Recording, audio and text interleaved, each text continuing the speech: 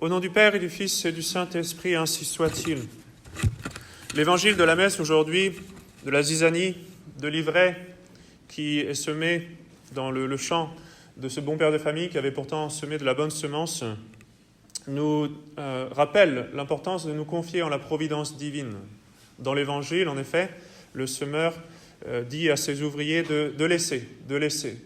Il aurait pu enlever, mais il préfère laisser, pour que le bon grain, lui, puisse porter du fruit. Et donc nous devons, quand nous voyons le mal autour de nous, avoir confiance également en la divine providence qui permet le mal, qui le tolère pour un plus grand bien. Dans l'Ancien Testament, déjà, était clairement enseignée cette providence de Dieu. Pensez par exemple au livre de Job, où nous voyons le patriarche Job être durement éprouvé par la permission de Dieu, et ensuite être bien récompensé de sa fidélité. La providence de Dieu s'étend aux moindres détails de notre vie. Et la providence de Dieu est liée bien sûr à la toute-puissance de Dieu, et donc elle est infaillible. N'arrive que ce que le bon Dieu permet d'arriver. Rien n'échappe à Dieu. Et cette doctrine est bien plus clairement enseignée encore dans le Nouveau Testament, bien sûr. Notre Seigneur insiste sur cet enseignement, sur ce point de doctrine. La providence divine ordonne toutes choses, même si parfois il nous est compliqué de comprendre pourquoi est-ce que le bon Dieu fait ceci ou fait cela, ou plutôt tolère ceci, tolère cela. Comment est-ce que le bon Dieu peut tolérer autant de mal? C'est une objection qui est souvent donnée aussi contre la foi catholique, c'est de dire s'il y avait un Dieu, il ne permettrait pas tout ce mal. Eh bien, il faut voir les choses de haut. Il faut comprendre quel est le plan de Dieu, quel est le but de Dieu. Pourquoi est-ce qu'il a créé l'univers? Pourquoi est-ce qu'il laisse par conséquent faire le mal? Il faut comprendre que cette vie sur la terre est un temps d'examen. C'est un examen. Ce n'est pas le diplôme, ce n'est pas le résultat, ce n'est pas la fête encore. Cela, c'est réservé pour le ciel. Ce temps sur la terre est un temps d'examen. Et alors, pendant un examen, on laisse ceux qui passent l'examen faire des erreurs. C'est le but d'un examen. On leur laisse la copie, ils répondent bien ou ils répondent mal, et ensuite les notes seront données et les diplômes en conséquence. Mais pendant le temps de l'examen, évidemment, celui qui surveille l'examen n'intervient pas. Il laisse certaines erreurs, il laisse des ratures, il laisse aussi les étudiants, possiblement, mettre certaines choses entre parenthèses. C'est ce qu'on fait souvent dans les écoles. Les enfants qui font des ratures mettent ça entre parenthèses et puis après ils écrivent la bonne réponse. Eh bien, dans notre vie, le bon Dieu aussi nous permet de faire cela, de mettre certains passages de notre vie peut-être entre parenthèses. C'était une rature parce qu'il nous donne l'opportunité de nous rattraper. On avait encore du temps.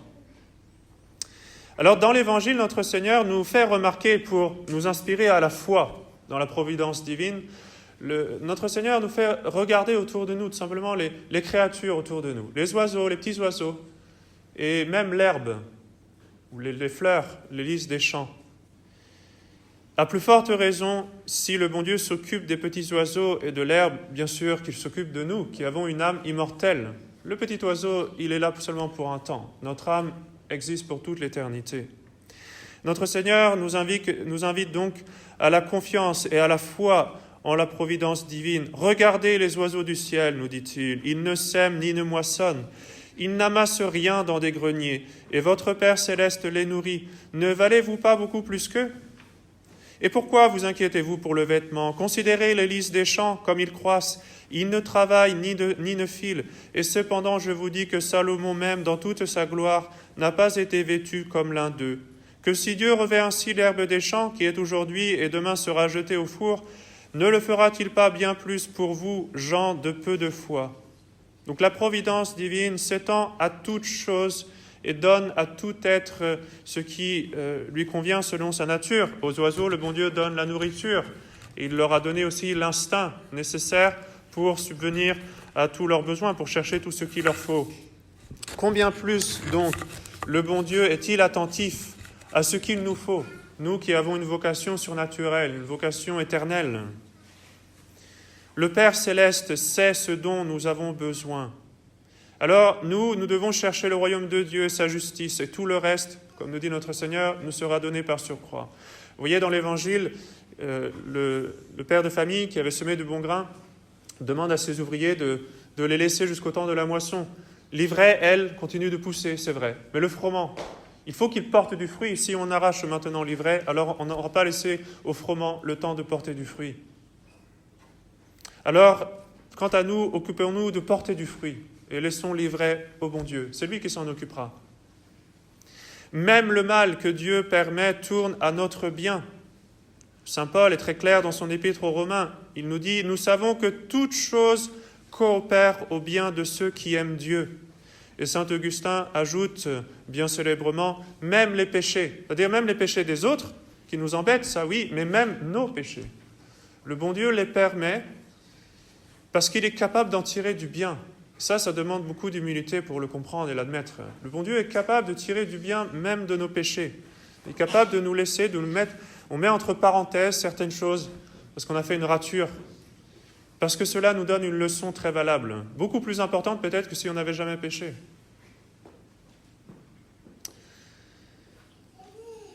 Notre Seigneur nous dit que cela est vrai même de la persécution, bien sûr. Ne craignez pas, nous dit-il, ne craignez pas ceux qui tuent le corps et ne peuvent tuer l'âme. Craignez plutôt celui qui peut perdre l'âme et le corps dans la géhenne. 2 passereaux ne se vendent-ils pas un as, 2 petits oiseaux? Et il n'en tombe pas un sur la terre sans la permission de votre Père. Il n'y a pas un petit oiseau qui meurt sans que le bon Dieu le sache et le permette. Le bon Dieu s'occupe des petits oiseaux.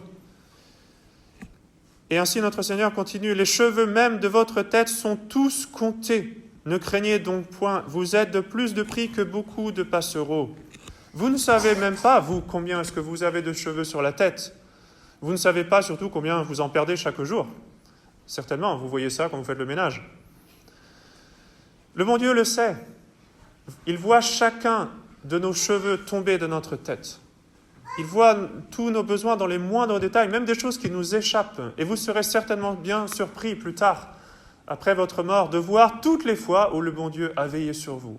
Et vous ne vous en doutiez même pas. Parce que c'est comme un cheveu qui tombe, vous ne le voyez pas. Combien de fois le bon Dieu s'est occupé de vous, a pensé déjà à planifier les choses à l'avance, mieux que vous n'auriez pu le faire. Et cette infaillibilité de la providence divine s'étend même au secret des cœurs. Le bon Dieu voit tout et il le sait à l'avance. On lit par exemple dans l'évangile de Saint Jean, quand notre Seigneur annonce l'institution prochaine de la Sainte Eucharistie, donc des années avant sa passion, il annonce déjà la trahison de Judas. « Les paroles que je vous ai dites sont esprit et vie, mais il y en a parmi vous quelques-uns qui ne croient pas. » Notre Seigneur savait dès le début ceux qui ne croyaient pas, et surtout il connaissait celui qui le trahirait. Le soir de la scène, il est capable de dire « Vous êtes purs, mais non pas tous. » Car il savait, nous dit l'évangéliste, quel était celui qui allait le livrer. C'est pourquoi il dit « Vous n'êtes pas tous purs. » Dans l'évangile de saint Matthieu, similairement, notre Seigneur nous dit « Un de vous me trahira ». Notre Seigneur le sait très bien. Il le permet pour un plus grand bien. En l'occurrence, pour que la passion puisse arriver, pour qu'il puisse mourir sur la croix. Eh bien, le bon Dieu veille sur chacune de ses brebis aussi. Notre Seigneur nous a dit qu'il était le bon pasteur. Et il a dit « Mes brebis entendent ma voix, je les connais, elles me suivront. Et je leur donne la vie éternelle. Et elles ne périront jamais, et nul ne les ravira de ma main. Mon Père qui me les a donnés est plus grand que tous, et nul ne peut les ravir de la main de mon Père. » Notre Seigneur insiste beaucoup aussi sur la nécessité de la prière qui suppose justement cette providence divine. Si nous pouvons prier pour que de bonnes choses nous arrivent, pour bien sûr, premièrement, obtenir notre salut, c'est que le bon Dieu est capable, bien sûr, de planifier toutes choses, d'organiser toutes choses pour concourir à notre salut. Et notre Seigneur même nous donne non seulement donc l'analogie des plantes, des animaux, mais de nous-mêmes. Vous savez vous occuper de vos enfants, et pourtant, vous n'êtes pas toujours peut-être des parents exemplaires, mais quand même, vous savez au moins procurer le nécessaire, vous avez au moins un bon sentiment vis-à-vis de vos enfants. Eh bien, notre Seigneur nous dit, vous qui êtes méchants, si vous, tout méchants que vous êtes, vous savez donner de bonnes choses à vos enfants, combien plus votre Père qui est dans les cieux donnera-t-il ce qui est bon à ceux qui le prient?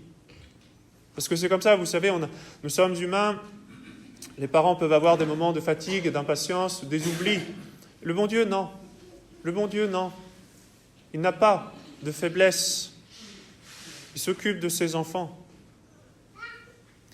Et c'est dans cette perspective que notre Seigneur s'efforce de nous faire comprendre la providence divine dans la permission temporaire du mal. Dieu permet le mal, il permet le péché, il ne le veut pas, il n'en est nullement la cause, mais il le laisse faire parfois pour un plus grand bien. Vous voyez, dans l'Évangile, de la parabole aujourd'hui, il est bien dit que l'homme sème du bon grain dans son champ. Ce n'est pas lui qui sème le mauvais grain, c'est quelqu'un d'autre, c'est son ennemi.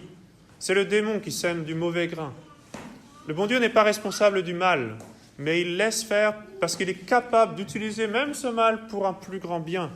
Saint Augustin nous dit que la raison pour laquelle le bon Dieu laisse croître les impies, comme l'ivraie dans l'Évangile, c'est soit parce qu'ils sont destinés à se convertir, et donc le bon Dieu est patient avec eux, sachant qu'ils vont finir quand même par revenir à de bons sentiments, soit parce que ce sont des outils, ils sont utiles pour éprouver les bons. L'un ou l'autre. Mais dans tous les cas, ils ont un rôle. Le bon Dieu utilise cela pour un bien. Et parfois, c'est les deux à la fois. Pensez à saint Paul, par exemple, qui a d'abord été un persécuteur et qui ensuite s'est converti pour devenir le plus grand des apôtres. Le bon Dieu nous invite par conséquent à être patients et même à nous réjouir dans les persécutions. Aimez vos ennemis, bénissez ceux qui vous maudissent, priez pour ceux qui vous persécutent, afin que vous soyez les enfants de votre Père qui est dans les cieux, car il fait lever son soleil sur les méchants et sur les bons, et descendre la pluie sur les justes et sur les injustes. Le bon Dieu est patient, il donne le soleil, donne la pluie même à ceux qui se moquent de lui, même à ceux qui l'offensent. Alors nous aussi, nous devons attendre avec patience. Heureux serez-vous, nous dit ailleurs notre Seigneur, lorsqu'on vous insultera, qu'on vous persécutera, et qu'on dira faussement toutes sortes de mal contre vous à cause de moi. Réjouissez-vous et soyez dans l'allégresse, car votre récompense est grande dans les cieux. C'est ainsi qu'ils ont persécuté les prophètes qui ont été avant vous. Et donc nous devons nous réjouir même des persécutions autant que possible. Saint Paul nous dit « Nous nous glorifions même dans les tribulations, sachant que la tribulation produit la constance une vertu éprouvée, et la vertu éprouvée l'espérance. Or, l'espérance ne trompe point. L'espérance ne trompe point. Tout ce que nous faisons quand c'est difficile, pensez peut-être parfois à certains rapports que vous avez peut-être avec des personnes de votre entourage, où c'est très difficile, c'est long, et vous avez l'impression que tout est vain, tout ne sert à rien. Saint Paul nous dit, l'espérance ne trompe point. Ayez confiance en Dieu. Le bon Dieu voit tout, il pèse tout, tous vos efforts, toutes vos larmes. Le bon Dieu se sert de tout. Nous savons d'ailleurs que toute chose concourt au bien de ceux qui aiment Dieu. Rappelez-vous toujours de ces paroles de saint Paul. Mais pourtant, parfois, le plan de la providence est obscur, et même assez souvent. C'est-à-dire, on fait confiance au bon Dieu, mais on ne sait pas comment est-ce que le bon Dieu va pouvoir tirer du bien de cette situation. Parfois, c'est quelque chose qui nous confond. Nous devons alors avoir confiance. Le bon Dieu, notre Seigneur, dans l'Évangile, nous donne de très belles paraboles qui nous invitent à la confiance. Pensez à la parabole de l'enfant prodigue, pensez à la brebis perdue, à celle du bon pasteur ou bien à celle des talents. Tout ce qu'il y a de bonté dans le cœur du père de l'enfant prodigue, par exemple, on le retrouve dans le cœur de Dieu, mais bien sûr à un degré infini. Donc le bon Dieu veille sur tout. Et pourtant, parfois, il permet des épreuves. Pensez à Job. Pensez d'abord et avant tout à notre Seigneur lui-même, le Fils unique de Dieu, que son Père a abandonné à la passion la plus cruelle. Mais c'est ainsi que notre Seigneur devait être glorifié et c'est ainsi qu'il devait sauver le monde.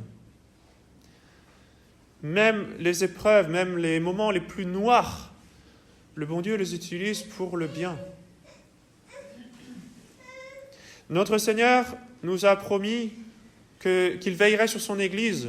« Tu es pierre, et sur cette pierre je bâtirai mon Église, et les portes de l'enfer ne prévaudront point contre elle. » Il a dit également « Allez enseigner toutes les nations, les baptisant au nom du Père et du Fils et du Saint-Esprit, leur apprenant à garder tout ce que je vous ai commandé. Et voici que je suis avec vous tous les jours jusqu'à la fin du monde. » Il est toujours avec nous. Il veille sur son Église, mais parfois il est dans cette Église comme quand il dormait dans la barque de Pierre. Et alors la tentation, c'est de crier comme les apôtres. Et donc, malgré ces promesses divines, notre Seigneur nous a annoncé en même temps qu'il y aurait toujours des persécutions. Il s'élèvera de faux Christ et de faux prophètes, et ils feront de grands prodiges et des choses extraordinaires, jusqu'à séduire, s'il se pouvait, les élus eux-mêmes. Donc il y a les persécutions du dehors, matériel, mais il y a aussi ceux qui sont les artisans de séduction, qui cherchent à détourner les âmes de la vérité, ce qui est encore plus pernicieux, plus dangereux. Notre Seigneur a promis qu'il veillerait toujours sur son Église, et pourtant il nous a dit aussi qu'elle serait toujours persécutée. Saint Pédis disait d'ailleurs qu'on pourrait dire persécutée, comme une 5e note de l'Église. Vous savez que les notes de l'Église sont une, sainte, catholique, apostolique. Ce sont les notes de l'Église, c'est-à-dire les marques par lesquelles on peut reconnaître la vraie Église de notre Seigneur Jésus-Christ. Eh bien, Saint Pédis disait qu'on pourrait aussi dire persécuté. Ça aussi, c'est une note. Ça doit toujours se trouver dans l'Église, et c'est un signe distinctif de la véritable Église de notre Seigneur Jésus-Christ. Et quand nous voyons les choses se précipiter, sans savoir exactement où, quand, comment, ça devient difficile. Notre foi et notre confiance en Dieu sont mises à l'épreuve. Pensez aux ouvriers qui venaient juste de voir que quelqu'un avait semé de l'ivraie. Alors, au début, c'était des petites plantes, ce n'était pas tellement inquiétant. Mais les mois passent, on voit l'ivraie commencer à former des grains, et là, on commence à s'inquiéter. Et quand cette épreuve dure des dizaines d'années, quand nous voyons autour de nous aujourd'hui notre civilisation s'effriter sous nos yeux, impuissants que nous sommes, c'est très éprouvant, parce qu'on voit bien les choses tomber en ruine. Et si le bon Dieu n'intervient pas, mais d'ici seulement quelques dizaines d'années, c'est évident que la société va complètement tomber. Nous voyons la civilisation chrétienne complètement en proie à la destruction, à la ruine. Et nous savons que les choses, humainement parlant, ne peuvent pas tenir beaucoup plus longtemps. Il suffit d'ouvrir les yeux, c'est assez évident. Et pourtant, voilà que le bon Dieu laisse l'ivraie croître. C'est très éprouvant pour notre foi. Le bon Dieu ne nous dit pas quand, comment, où, ce qu'il fera. Il ne nous dit pas même notre dernière heure. Quant au dernier jour et à l'heure, nul ne les connaît, pas même les anges du ciel, mais le Père seul. C'est vrai du jugement dernier, c'est vrai aussi du jour de notre mort. Veillez donc, puisque vous ne savez à quel moment votre Seigneur doit venir. Donc ces voies insondables de la providence sont obscures pour nous. Elles sont trop élevées pour nos faibles esprits. Et nous devons les accepter avec humilité, comme un enfant qui sait que ses parents ont raison. Quoi qu'ils fassent, il sait qu'ils organisent bien les choses. Alors, le petit enfant fait confiance à ses parents. Nous devons aussi faire confiance en Dieu. Même quand c'est un peu difficile, nous devons l'accepter avec humilité. Parfois, ça demande le sacrifice de notre propre volonté. On aimerait que les choses se passent de telle ou telle façon. Le bon Dieu en a décidé autrement. Nous devons à ce moment-là nous mettre à genoux devant la volonté de Dieu. Comme saint Paul qui dit dans son épître aux Éphésiens « Je fléchis le genou devant le Père, de qui tire son nom toute paternité dans les cieux et sur la terre. » Et il prie ensuite pour qu'il vous rende capable de comprendre avec tous les saints quelle est la largeur et la longueur, la profondeur et la hauteur, même de connaître l'amour du Christ qui surpasse toute connaissance, en sorte que vous soyez remplis de toute la plénitude de Dieu. Les voies de Dieu nous surpassent. On a du mal à en sonder la largeur, la longueur, la profondeur, la hauteur, mais nous devons avoir confiance. Nous devons pratiquer ce qu'on appelle le saint abandon, c'est-à-dire nous abandonner à la volonté divine. C'est une des formes les plus belles de l'espérance, unie à la charité et à l'amour de Dieu. L'abandon à la volonté de Dieu, ça ne veut pas dire le quiétisme, par contre. Ça ne veut pas dire ne rien faire, loin de là. Nous devons faire ce que nous pouvons faire. Mais c'est une fois qu'on a fait tout ce qu'on pouvait, eh bien laisser tout le reste à Dieu, surtout tout ce qui ne dépend pas de nous. C'est un exercice éminent des vertus théologales, parce que nous exerçons notre foi. Nous avons confiance, nous croyons que Dieu est maître de la situation. Nous croyons que le bon Dieu peut tirer du bien de tout le mal qui nous entoure. Ça demande beaucoup de foi. Ça demande aussi beaucoup d'espérance, que le bon Dieu va tirer d'une façon ou d'une autre, même par toutes ces situations, il va tirer du bien, il va nous mener au ciel. il est capable de nous faire accumuler des mérites dans cette situation, même au milieu des épreuves. Et cela demande beaucoup de charité également, parce que nous faisons bien souvent le sacrifice de notre volonté propre pour nous conformer à la volonté de Dieu. On voudrait ceci ou cela, mais on préfère que Dieu fasse sa propre volonté. Alors c'est un sacrifice que nous faisons, un sacrifice d'amour. Nous aimons la volonté de Dieu plus que la nôtre. Et après avoir fait chaque jour tout ce qui est en notre pouvoir pour accomplir cette volonté de Dieu, nous pouvons et nous devons nous abandonner à lui pour tout le reste. Et ainsi, nous serons capables de trouver la paix même dans l'épreuve. Confiants que le bon Dieu est maître de la situation, et surtout confiants que justement, parce que nous avons fait tout ce que nous pouvions et que nous nous confions en lui pour tout le reste, que justement, à ce titre, d'autant plus, il ne pourra pas nous abandonner. Parce que le bon Dieu nous a promis qu'il veillerait sur nous. Si nous faisons tout ce que nous pouvons, alors, évidemment, le bon Dieu va s'occuper de nous après. Prions Notre-Dame pour apprendre cet abandon à la divine providence. Nous avons médité la semaine dernière le mystère de la purification, la présentation au temple. La Sainte Vierge apprend ce qu'elle doit faire, c'est-à-dire aller au calvaire, et elle l'accepte, elle s'y conforme. Elle répète cette offrande continuellement au cours de sa vie, cette offrande qu'elle avait faite de se conformer à la volonté de Dieu. Demandons cette force de Notre-Dame des Sept Douleurs pour aller jusqu'au bout et pour répéter toujours, surtout dans les situations où c'est difficile, « Voici la servante du Seigneur, qu'il me soit fait selon votre parole. » Au nom du Père et du Fils et du Saint-Esprit, ainsi soit-il.